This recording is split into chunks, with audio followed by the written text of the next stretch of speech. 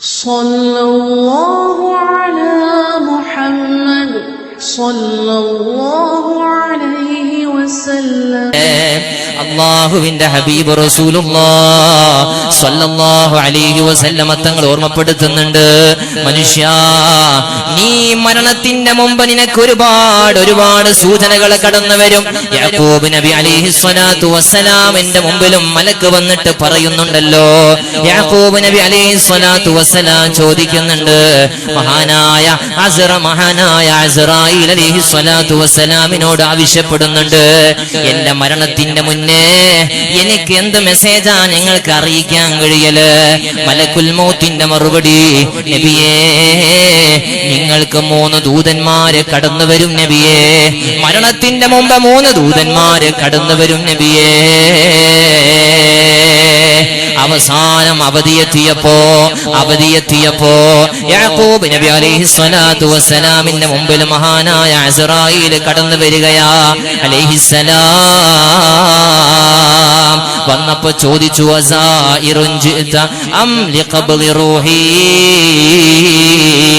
എന്നെ ഒന്ന് ജസ്റ്റ് ഒന്ന് സന്ദർശിക്കാൻ വന്നതാണോ അസ്റായീലേ? അതല്ല എന്റെ റൂഹിനെ പിടിക്കാൻ വന്നതാണോ? ഈ വരവിന്റെ ഉദ്ദേശം എന്താണ്? എന്നെ റൂഹ് പിടിക്കാൻ വന്നതാണോ, അതല്ല ജസ്റ്റ് ഒന്ന് കാണാൻ വന്നതാണോ? പരിചയം പുതുക്കാൻ നമ്മൾ അന്ന് കണ്ടുപോയതാണല്ലോ.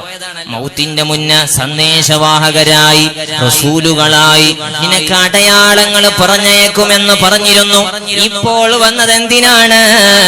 മഹാനായ അസ്റായീൽ അലൈഹി സ്വലാത്തു വസ്സലാമിന്റെ മറുപടി, ലിഖബ്ളി റൂഹിക. ഓ യാക്കൂബ് നബിയേ, നിങ്ങളെ റൂഹ് പിടിക്കാൻ അല്ലാഹ് പറഞ്ഞയച്ചതാ. നിങ്ങളല്ലേ മരണത്തിന്റെ മുമ്പ് സന്ദേശങ്ങളും അടയാളങ്ങളൊക്കെ എത്തിക്കുമെന്ന് പറഞ്ഞത്? എവിടെ അടയാളമെന്ന് ചോദിക്കുമ്പോ മലക്കിന്റെ മറുപടി, ബയാദു ശഅരിക ബഅദ സവാദിഹി. ഓ യാക്കൂബ് നബിയേ, താടിരോമത്തിന്റെ കളറ് മാറിയതറിഞ്ഞില്ലേ? തലമുടി നരച്ചതറിഞ്ഞില്ലേ? കറുപ്പ് മാറിയിട്ട് വെളുപ്പ് വന്നില്ലേ നബിയേ? ഒന്നാമത്തെ ദൂതനതാണ്, അല്ലാഹു അയച്ചതാണ്. നിങ്ങളെ ശരീരത്തിൽ തന്നെ കാണിച്ചു തന്ന അടയാളമാണ്. ഈ സദസ്സിൽ എത്ര പേരുടെ മുടി നരച്ചു പ്രിയപ്പെട്ടവര്? എത്ര പേരുടെ കറുപ്പ് മാറി വെള്ളയായിട്ടുണ്ട്? വെള്ള വന്നിട്ടും കറുപ്പാക്കിയവര് ചർച്ചയിലില്ല കേട്ടോ. ചിന്തിക്കാനാ പറയുന്നത്. കറുപ്പടിക്കല്ലേ മുഅ്മിന്, കറുപ്പടിക്കല്ലേ മുഅ്മിന്. അല്ലാഹു സുബ്ഹാനഹു വ തആല നിനക്ക് വെച്ച ഒരു നൂറാണ്. ഒറ്റയാനാ ഇരുട്ടറയിൽ കിടക്കുമ്പോ നിന്റെ ഖബറിലൊന്ന് വെളിച്ചം വേണ്ടേ? സിറാത്ത് എന്ന കൂരിരുട്ടിലുള്ള പാത വഴി വിട്ടുകിടക്കുമ്പോ വെളിച്ചം വേണ്ടേ? മുടി കറുപ്പിക്കല്ലേ മോന്, മുടി കറുപ്പിക്കല്ലേ ബാപ്പാ. അല്ലാഹനെ മറക്കല്ലേ, മരണത്തെ മറക്കല്ലേ. ശബാബുക ബയാദു ശഅരിക ബഅദ സവാദിഹി. നബിയേ, നിങ്ങളെ മുടിയുടെയും താടിയുടെ ഒക്കെ നിറം മാറി വെളുത്തില്ലേ? ഒന്നാമത്തെ ദൂതനാ. 2 ശരീരത്തിന് പഴയ ആരോഗ്യമില്ലല്ലോ, ബലഹീനമായില്ലേ?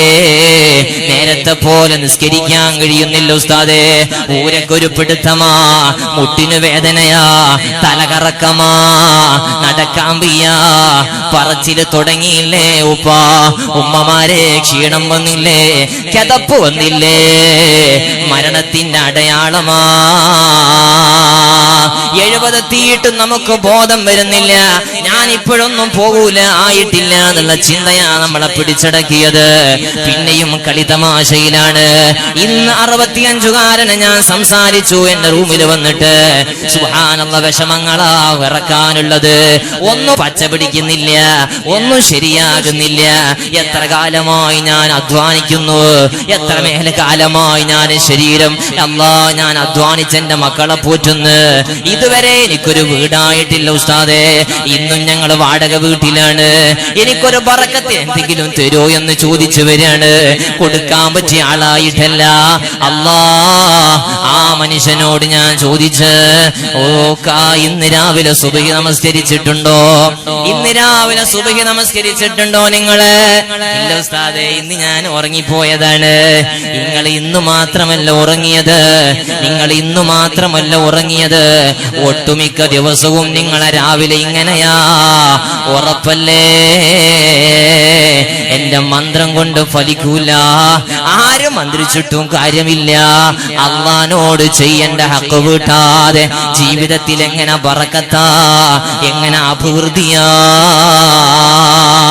65 വയസ്സാ ഞാൻ ചോദിച്ചപ്പോ വയസ്സെത്തിയിട്ടുള്ളത്. സാധു എത്ര കൊല്ലമായി കുടുംബത്തെ പോറ്റാൻ വേണ്ടിയിട്ട് ശരീരം വല്ലാതെ ക്ഷീണിച്ചിട്ടുണ്ട്, അധ്വാനിച്ചിട്ട് ആകെ മെലിഞ്ഞുണങ്ങിയിട്ടുണ്ട്. അല്ലാഹു അദ്ദേഹത്തിന് നല്ല ബുദ്ധി കൊടുക്കട്ടെ. ഇനി മുതൽ ഞാൻ നിസ്കരിച്ചോളാം, ഇനി മുതൽ ഞാൻ എല്ലാ വഖത്തും നിസ്കരിച്ചോളാം എന്ന് പറഞ്ഞ് റൂമിൽ നിറങ്ങിയത് ഇന്ന് ഓർക്കുകയാണ്. 65കാരനായിട്ടും 40 എത്തിയിട്ടും 50 എത്തിയിട്ടും നിസ്കാരം നഷ്ടപ്പെടുത്തുന്നവര്, ഹറാമിന്റെ മുമ്പിൽ സിനിമയുടെയും സീരിയലിന്റെയും കോമഡിയുടെയും മുമ്പിൽ സമയം ചെലവഴിക്കുന്നവര്, ബോധമില്ലാത്തവര്, ശരീരം ക്ഷീണിച്ച വർത്തമാനം പറയുമ്പോൾ പോലും നാളെ മണ്ണോട് ചേരാനുണ്ട് ചിന്ത വരുന്നില്ലേ? യാക്കൂബ് നബിയേ, നിങ്ങൾക്ക് പഴയ പോലെ കഴിയുന്നില്ലല്ലോ. വദഉഫു ബദനിക ബഅദ ഖുവതിക. 3 ഇൻഹിനാഉ ജിസ്മിക ബഅദ ഇസ്തിഖാമതിഹി.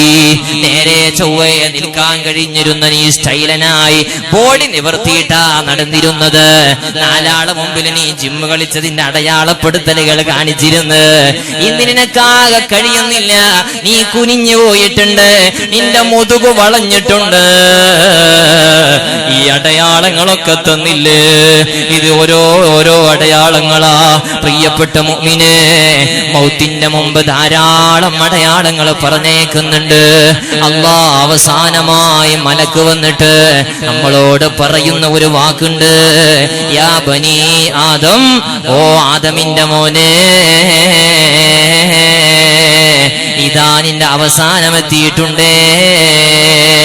ഇനി വേറൊരാള് വരാനില്ല. വകം റസൂലിൻ ബഅദ റസൂൽ. എത്ര ആളുകളാ മോനെ നിന്റെ മുമ്പിൽ വന്നത്? എന്തെല്ലാം അടയാളങ്ങളാ നിന്റെ മുമ്പിൽ കാണിച്ചത്? എത്രയാ നിനക്ക് വലിയ സൂചനകൾ തന്നത്? യാ അയ്യുഹൽ അബ്ദ് കം ഖബറുൻ ബഅദ ഖബർ വകം റസൂലുൻ ബഅദ റസൂൽ വകം ബരീദുൻ ബഅദ ബരീദ്. ഒരുപാട് കത്ത് വന്നില്ലേ, അടയാളങ്ങൾ വന്നില്ലേ, സിംറ്റംസ് ശരീരം കാണിച്ചില്ലേ? ഇനി ഒരാളും വരാനില്ല. അനൽ ഖബറുല്ലദീ ലൈസ ബഅദി ഖബർ. ഞാൻ അവസാനത്തെ ആളാ. ഇനി ഒരാളും ഇവിടെ വരാനില്ല.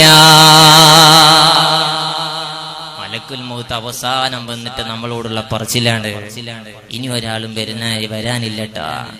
ഒന്നുകൂടി സമയം തരോ, ഒന്നുകൂടി സമയം തരോ എന്ന് ചോദിക്കുന്നൊരു സമയമുണ്ട് മനുഷ്യൻക്ക്. ലൗലാ അഖർതനീ ഇലാ അജലിൻ ഖരീബ്. ഒന്നുകൂടി അല്പസമയം പോലും എനിക്കൊന്ന് പിന്തിച്ചു തന്നിരുന്നെങ്കിലേ ഞാൻ സ്വതക്ക ചെയ്തോളാം, നിസ്കരിച്ചോളാം, ഹറാമൊന്നു മാറിക്കോളാം, നന്മയുടെ വാഹകനായിക്കോളാം.